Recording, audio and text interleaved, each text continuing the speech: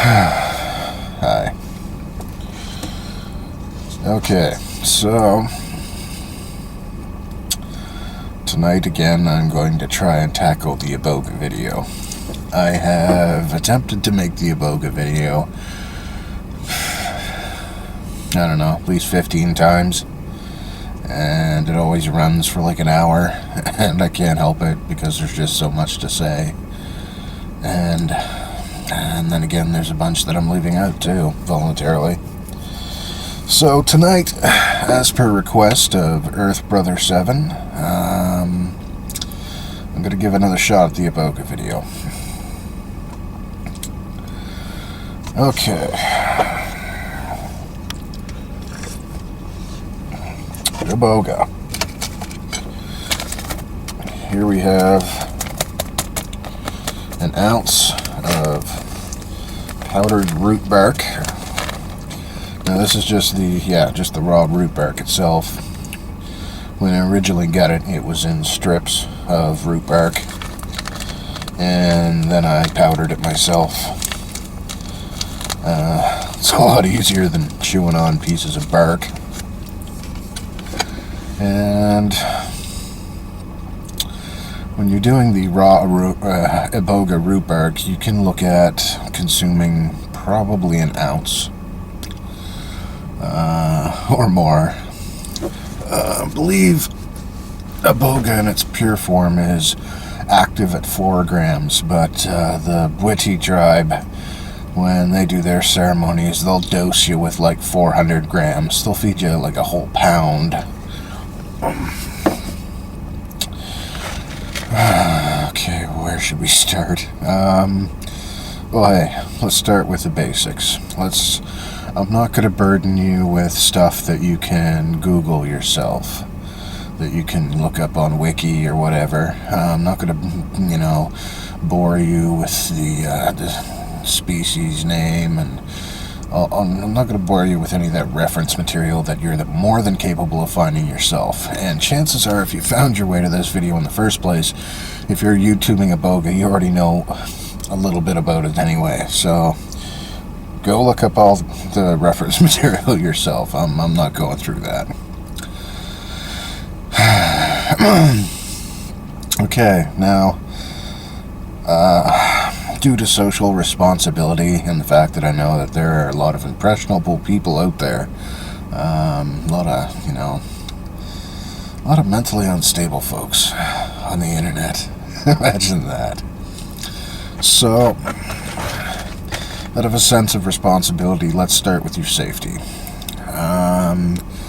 People have died taking Iboga. That is not propaganda. It is not some kind of smear campaign. People have died taking Iboga. This is a powerful substance, both in its mind-expanding properties, what it can show you, and both in its physical effects. I mean, this stuff is it's powerful medicine. So, to begin with, there are any list of medical conditions that you might have which would exclude you from being able to do Iboga. It really sucks, because I know a lot of people who Iboga would do a lot of good for, but they're physically in such bad shape that it's just not a possibility. So first off, Iboga is a vasodilator. It will make your veins expand, thereby reducing your blood pressure. Your blood pressure will lower. Iboga is an insanely powerful stimulant, so it's going to make your heart pound pretty hard. So your blood pressure bottoms out, your heart pounds really hard. So if you have any kind of heart conditions or blood pressure disorders, this is not for you. Secondly, well, I'm from Canada myself. I don't know what part of the world you users might be from, but take that into consideration. Take that into consideration that this is bark off of the root of a rainforest tree from Africa. So it's not exactly adapted to my physiology. So that necessitates an allergy test. Now what you do is you take a piece of the bark itself, you soak it down in some warm water, let it get a little gooey. Then you tape it on the back of your hand with a band-aid, piece of tape, whatever, and you leave it there for a while. If you have any kind of allergic reaction, swelling, itching, red blotchy patches, don't take it. With all your sacred plants, before you take them, do a quick allergy test. Because it's much better to have just a little patch of irritation on the back of your hand that you can get rid of with some cortisone cream than it is to eat a whole bunch of it and have a whole body allergic reaction, which, depending on where you're at when you're consuming this, might be the end of you. If you have a history of severe mental illness, if you're like paranoid schizophrenic or something like that, this is not for you. Iboga will do strange and terrible things to your mind. If you're mentally unstable to begin with, this is not for you. Now, to qualify that, though, hey, there are a lot of conditions out there that doctors mislabel, that mistreat. If you're a little sad, you're not depressed. You don't have depression. Everybody gets sad. So I'm talking like paranoid schizophrenics, extreme personality disorder, stuff like that, like stuff that you are validly taking antipsychotic medication for. Then yeah, don't mess with the Iboga. It's not going to do any good for you. It's most likely going to do harm. What else? Do your allergy test. Okay, so you do your allergy test. You make sure you have no other medical conditions that would prevent you from doing Iboga. Then you do your test dose. You take 1 gram. Now, the first time I got around to doing Iboga, I did all these steps. I did my allergy test. Then I did my test dose. I ate my gram, and then I sat there, and I could feel it. I could definitely feel the pulse. But that could have very well been how nervous I was going into this, because I knew how powerful Iboga was, and I had read several accounts on what was coming, so I was pretty scared. Actually, I had a bag of Iboga in my possession for quite some time before I finally was brave enough to do it.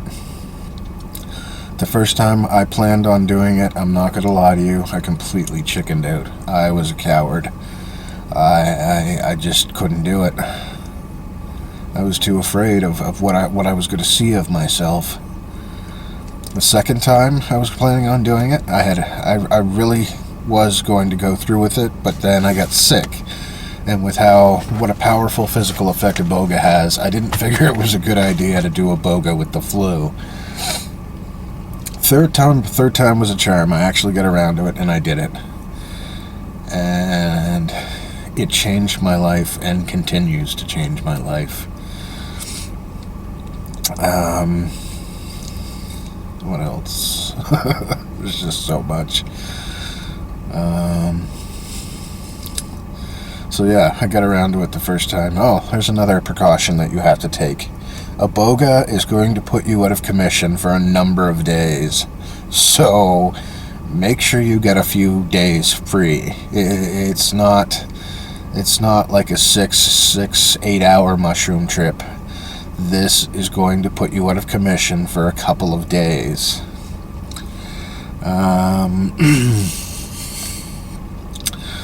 I'd say have 3 days free. Have a weekend free. You're going to need it. And if you're looking for some really good user experiences, go to Earwood. That's where I read a lot. And for the most part, it held true for me.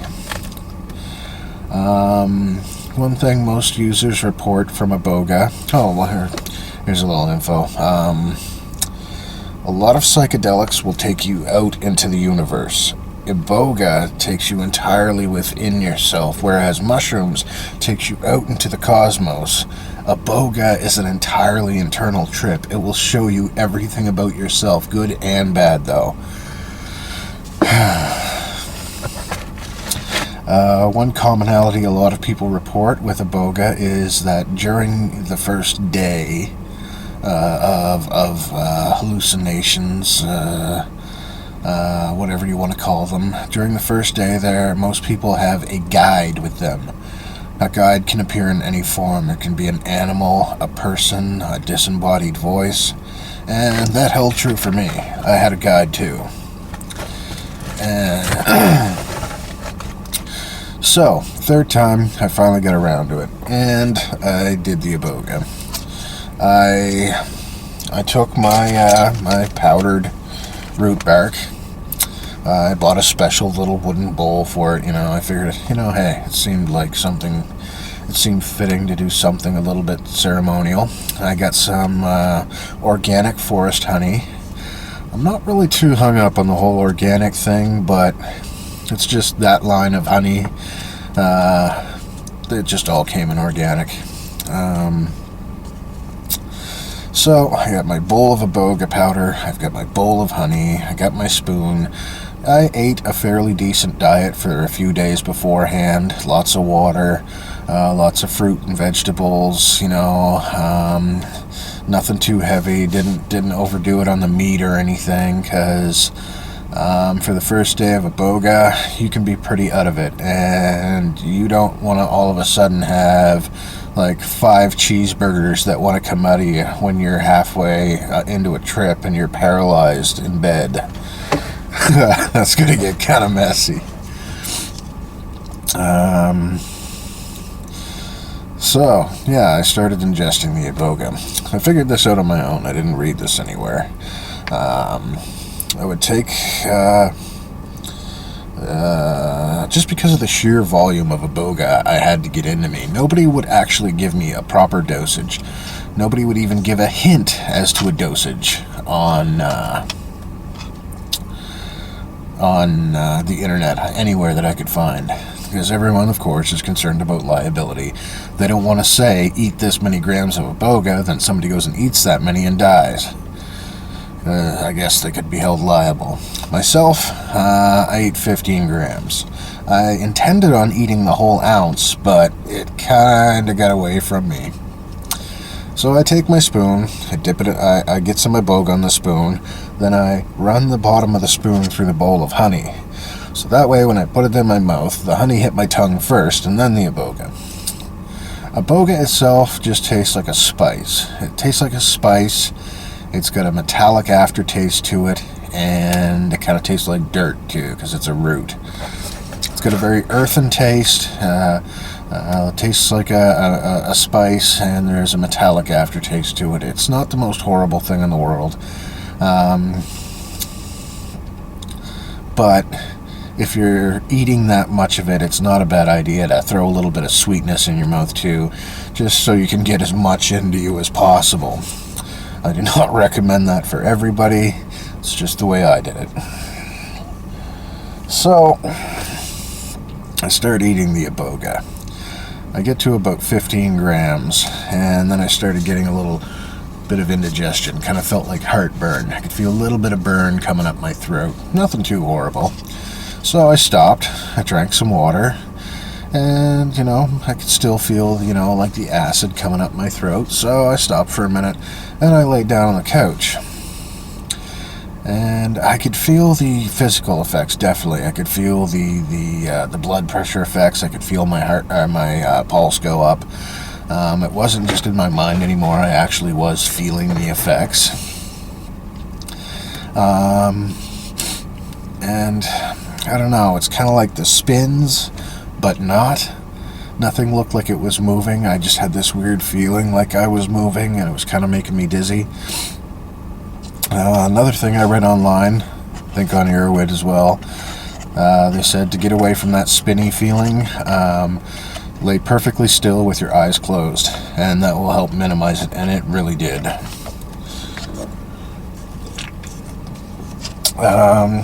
So I'm laying there, and the feeling kind of went away. And the whole time, I'm waiting for the power puking to kick in, which it never actually did. I did not throw up. So I sit up, and I eat a little bit more.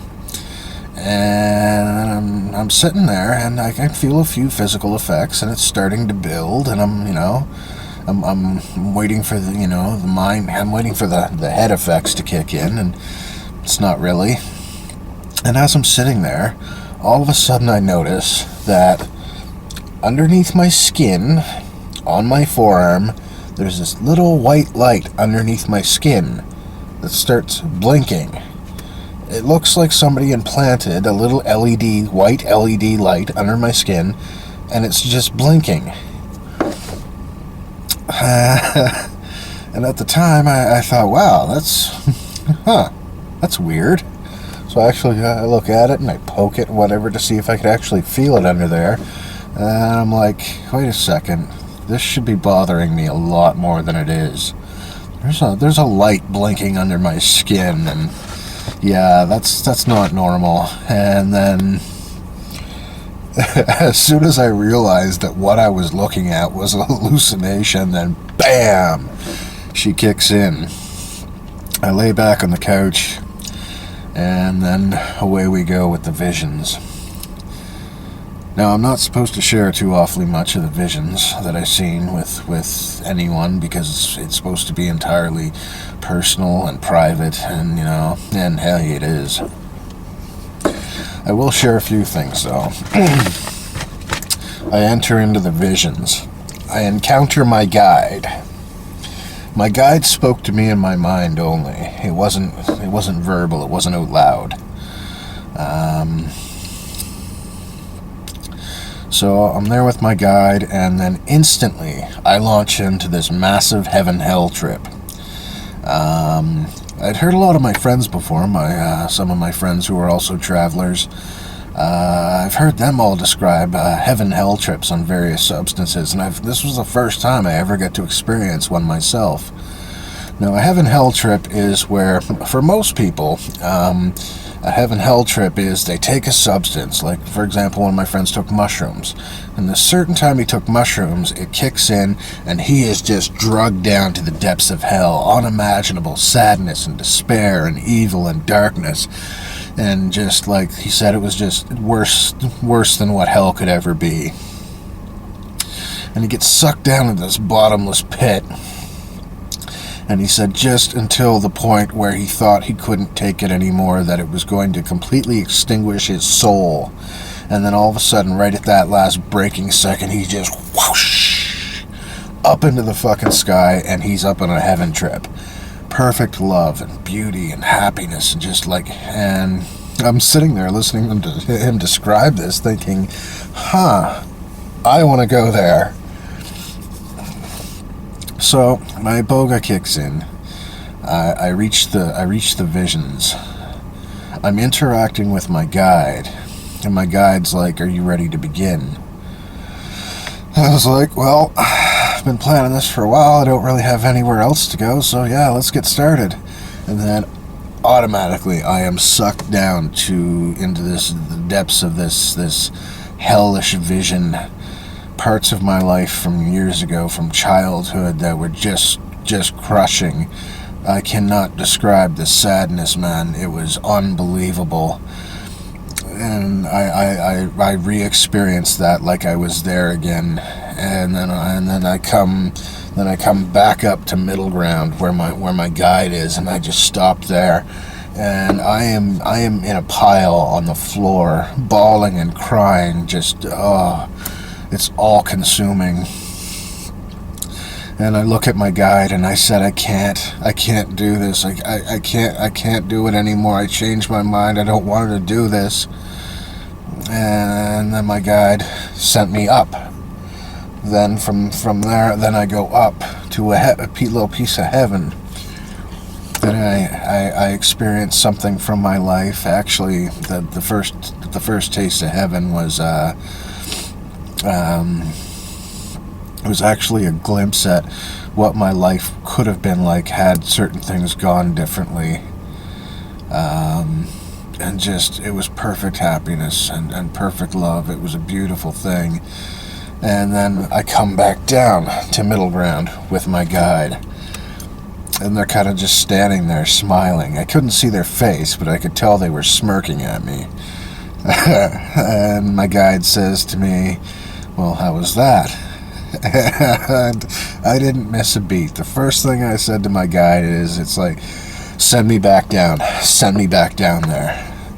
Because it just became clear to me that I couldn't get back up there to heaven unless I did another run through hell. So I was all for it then. I knew it was going to be bad, but I was like, yeah, send me back down. Because the sooner I get finished that, the sooner I get to go back up there. And then I learned this, through that bouncing back and forth to heaven and hell, which lasted for a very long time.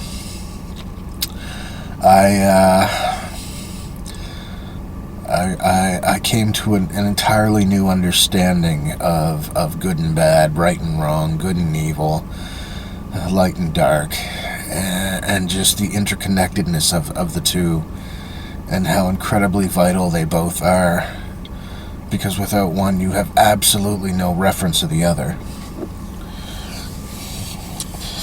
So, after several hours of visions and bouncing up and down from heaven to hell, then at one point, I was in the middle of these chaotic visions, and then all of a sudden, bam! I'm in a clearing, in the forest, just walking into this meadow in the middle of this endless forest. It's nice and sunny out, it's beautiful weather, and I just walk into this clearing. And I hear someone call my name.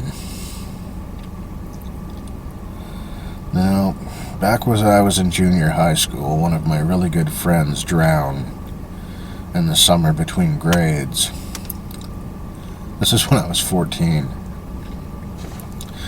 Now, for pretty much my entire adult life, this person has appeared to me in dreams, and for no purpose, really.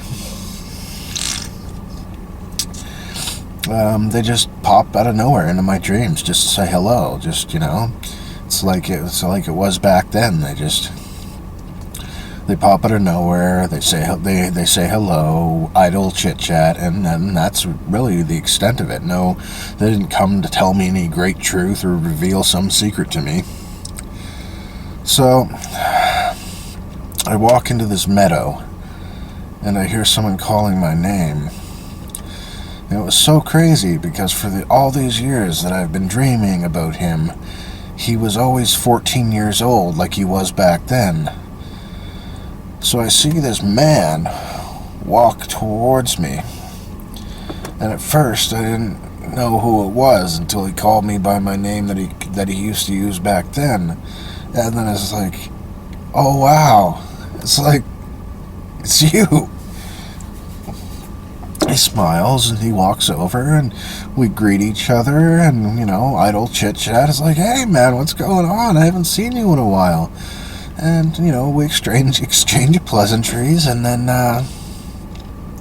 he's like, hey, it's really good. He says to me, it's really good to see you again, man, but, well, come on over here and sit down. Me and you have to have a talk. We gotta, talk about some stuff. I was like, oh, okay, sure. Sounds good, man. So we go over and we sit down.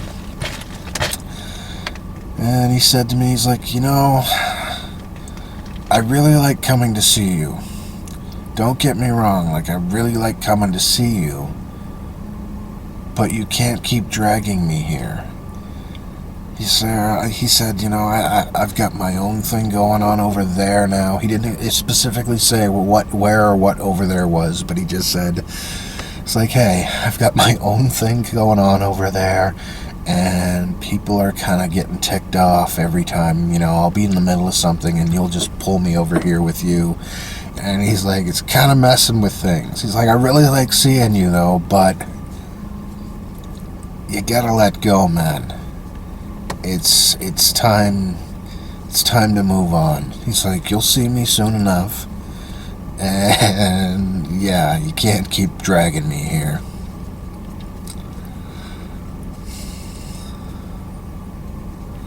So for all these years,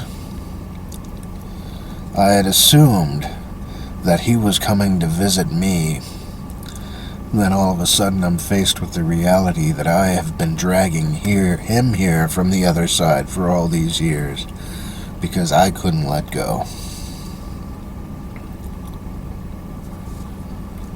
It was an interesting moment. Okay, so yeah, the visions continue. I make it through the first day, and then I kind of come out of it. On the second day of Iboga, that's like a Christmas song for Psychonauts. On the second day of Iboga, my true love gave to me. So yeah, second day of Iboga. You're still very weak. You're very tired. Your body feels tired, but because of the stimulant effects, your mind is racing and you can't sleep. You can at least, you can sit up, you can drink some water, maybe have something very light to eat, but because of the stimulant effect, you're not hungry. So yeah, second day, you're still really, really messed up. You're still, every now and again you'll catch a little micro nap and you're drifting in and out of visions.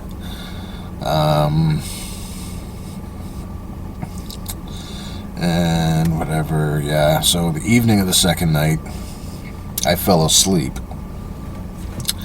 I slept, then I woke up in the morning, and I got off the couch, I went and showered, then I went and had something to eat, got a glass of tomato juice into me, and then I went and sat down on the couch, and once I'd get up and actually got myself cleaned up and got food in my stomach for the first time in a couple days, and, actually got settled back into reality, then it hit me.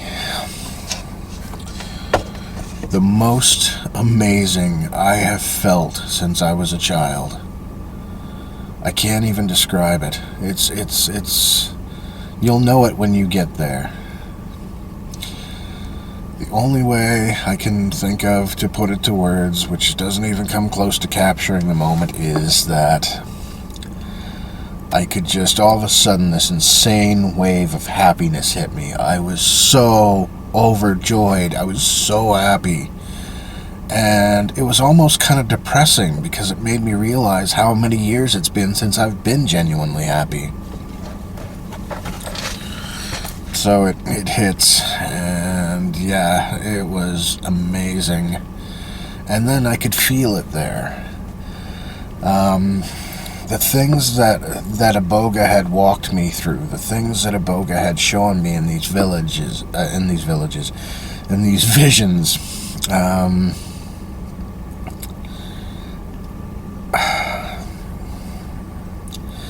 well, Iboga pretty much blocks denial. Iboga does not force you to deal with your problems. It just eliminates it eliminates denial completely. It doesn't let you ignore things. It'll take things and it'll just set them right there in front of you, and then it'll let you decide if you want to deal with them or not.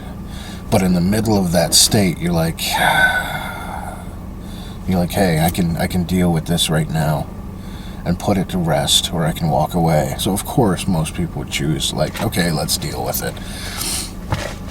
So I deal with these things, the good and the bad.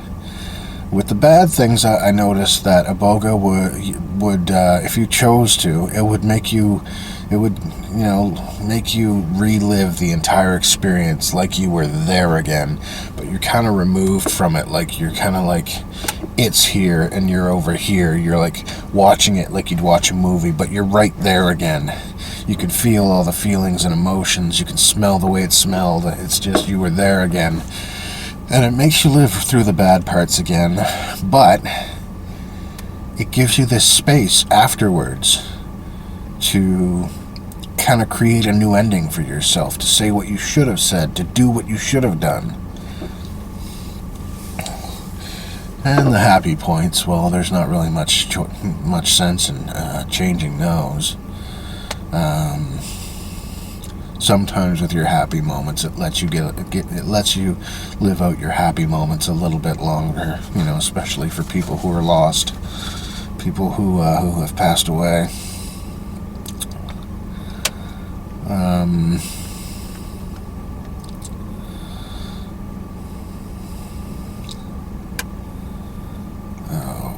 completely lost now. Oh, yeah. So, on the morning of the third day, once I had finally gotten cleaned up and got back on my feet, the only way I can think of to describe it is to say that I felt brand new inside. Those things that I'd dealt with during the first day of visions weren't there anymore. Like, it's not like, it's like you just, you suppressed it, or you buried it, or you medicated it away. It was actually gone from me. That stuff isn't there anymore. I don't have that with me anymore. And then, for at least a solid 2 weeks after Iboga, the visions continued very strong in my dreams. And each night I went to sleep was another quest, another problem to be solved. And lasting effects of Iboga, after that first flood dose, lasting effects of Iboga lasted for months and months, because once I had experienced that level of happiness again, and I had seen the problems that had led me to being unhappy and realized how tangible and real they were, how much control I had over it, then Iboga had the interesting effect of allowing me to scrape off all the negative people from my life. I was so happy for the first time in a very long time, and then as kind of a side effect, I removed a hell of a lot of negative people from my life, for little more reason than I seen them as a threat to my happiness. And you know what? I don't feel the least bit bad about that. There's so much more I could say. I could go on for hours about that first Iboga experience. How it changed me and how it continues to change me.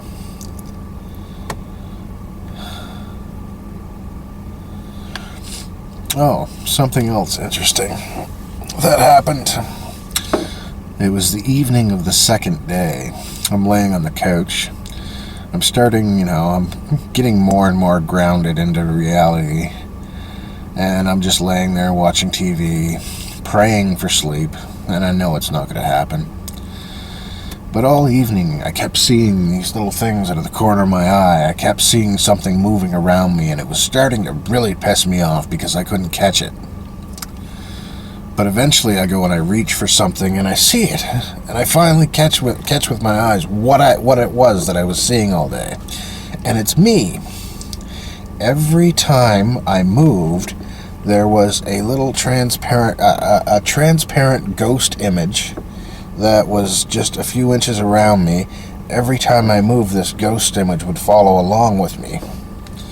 So, like an idiot, I laid there on my couch for about 20 minutes, waving my hands back and forth in front of my face, watching this transparent image move with me.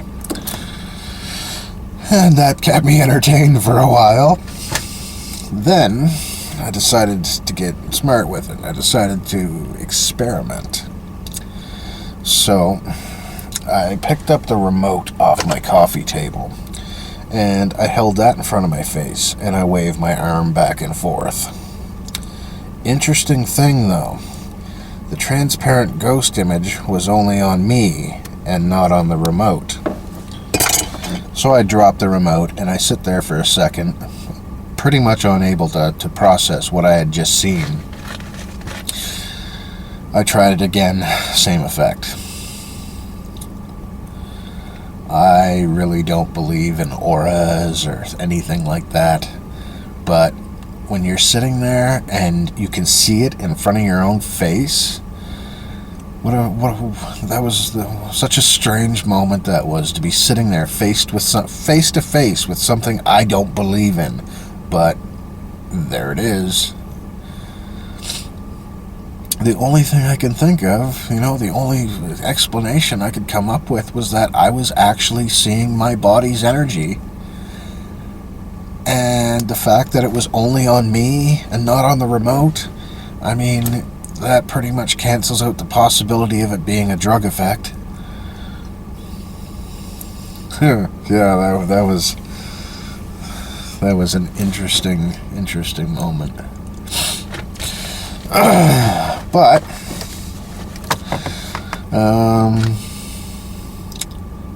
in the last few months of my life, I've been having a lot of issues with different things, mostly external things, not really what I'm doing myself. But I've been having a lot of problems in my life, and I didn't have the time I didn't have the 3 days that I needed to do Iboga. So I had read something online about people who were taking a daily low dose of Iboga as for depression or for maintenance and upkeep on their addiction treatments. So I decided to experiment.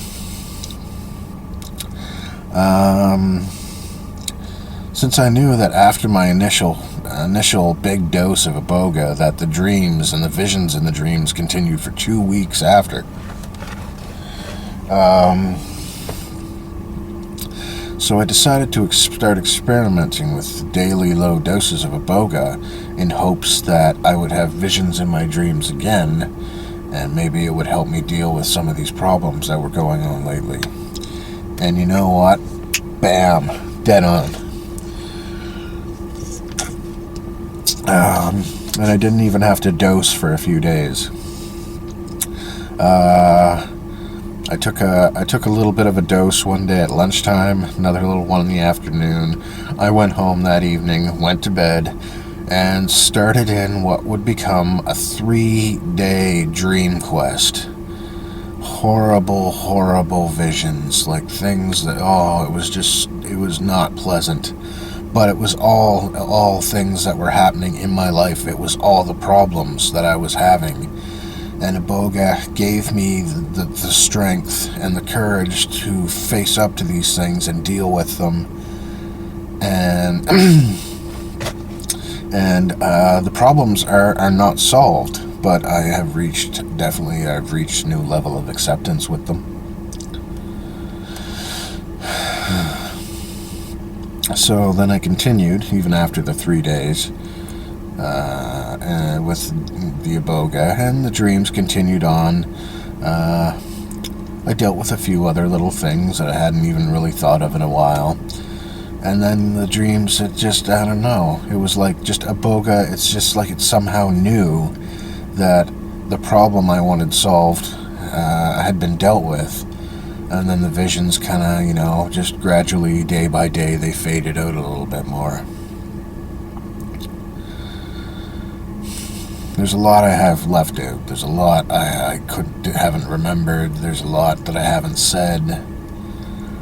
But after my work with Iboga, after the time that I have spent with this plant, I've come to the decision that Iboga literally is the bark from the tree of life. I have tasted the flesh of the tree of life. I have no doubt in my mind. I don't have to wonder about this. I know it to be true. Iboga is not a plant. Iboga is the Word of God. I know that sounds foolish, and I'm not trying to get all churchy on you. Nothing like that. But if you meet all the other qualifications, you don't have an allergy, you don't have any other medical problems, and you do have need of this plant, and you decide to go forward with it, you'll figure it out. You'll know exactly what I'm talking about. Iboga is not just some tree that grows in the dirt. Iboga is the Word of God. It is something ancient and sacred, and one of the really peculiar things I noticed about Iboga, though, Iboga, as it's showing you these visions and helping guide you through these things, that's the thing you really notice. It's not artificial. It's just helping. It's offering help. It's not forcing you into the visions. It's not forcing you to deal with things. It just presents it to you and gives you the option. And some really weird underlying feeling I've got from the whole time that I've spent with Iboga is that Iboga really doesn't promote itself that well. The whole time you're going through these visions and dealing with these things, Iboga's kind of whispering in the back of your head that, hey, you don't need Iboga to do this. You can do this all yourself. What kind of psychedelic doesn't even promote itself?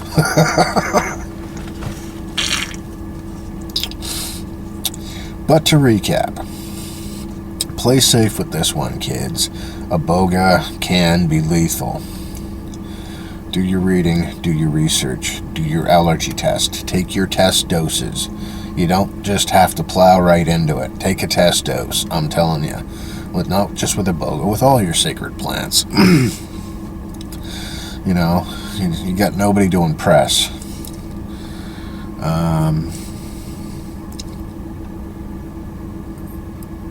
I've heard so much buzz about DMT and ayahuasca, you know.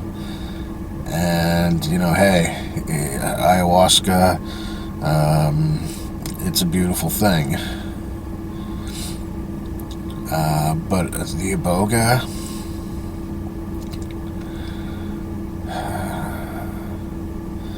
the Iboga shows you so much of yourself. I don't know, maybe I just came through it well because I discovered after dealing with all that stuff and stripping all that shit away that I actually like who I am.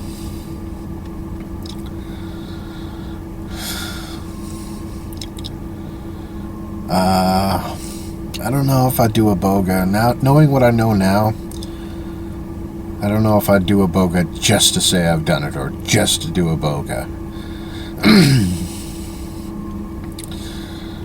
If you have some major problem in life that you don't think you can handle on your own, I'd say give it a try.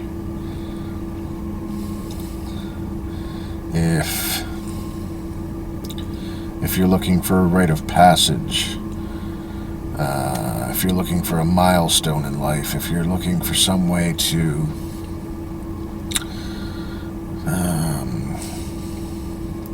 hey, maybe you're just wondering, you know, if you're a good person or not. Take Iboga, it'll show you.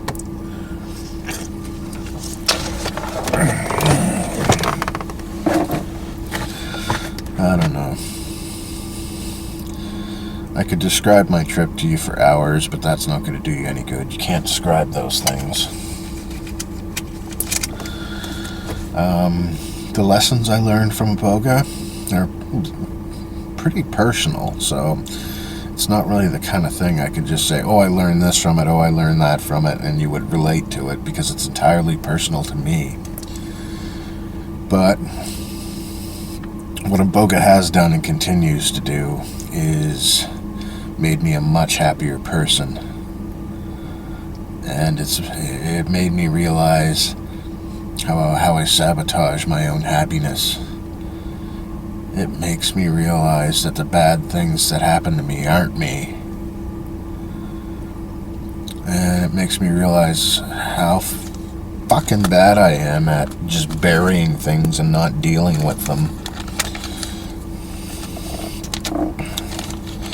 But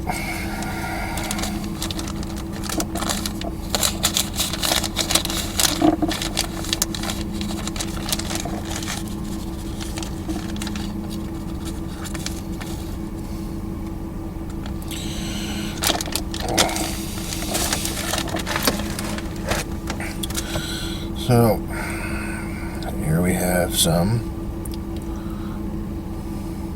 powdered Iboga. I'm going to have a little nibble on this. Now, something important about Iboga. When you're taking your big doses, sure, throw a little honey in there, sweeten it up a bit, because you're going to have a lot to eat. But after you do your allergy test, I'd say take a piece of bark, put it in your mouth, chew on it slowly. taste the Iboga. Get familiar with it. And then, when you're doing your daily low dose,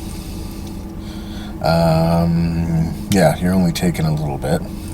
So, put it in your mouth. Taste it. Allow it to sit there. This plant is sacred. And it kind of seems, if you're just going to put a little bit of this in your mouth and then wash it down because it tastes a little, not because it doesn't taste great, I don't know. For me personally, it somehow seems a little insulting.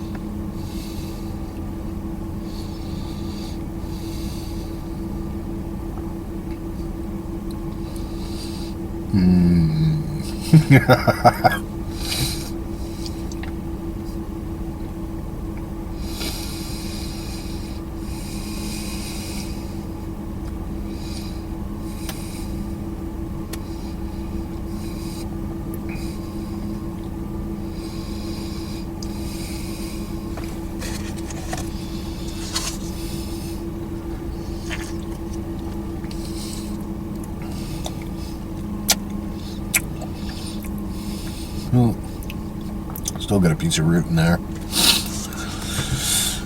Okay. See, this is yet another attempt at an Iboga video where I really don't think I've captured anything. I've done it no justice. But I can't think of any other way to do it or how else to say it.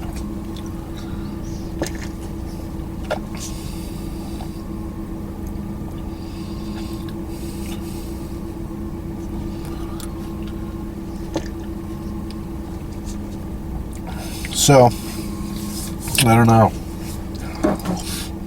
Leave me your thoughts, your feelings, I don't know. Do a video response to what I've said with what you felt, what you've experienced. And yeah, I'm gonna go have a cigarette, and then I'm gonna go to bed, and I'm gonna see what dreams may come. Alright, peace.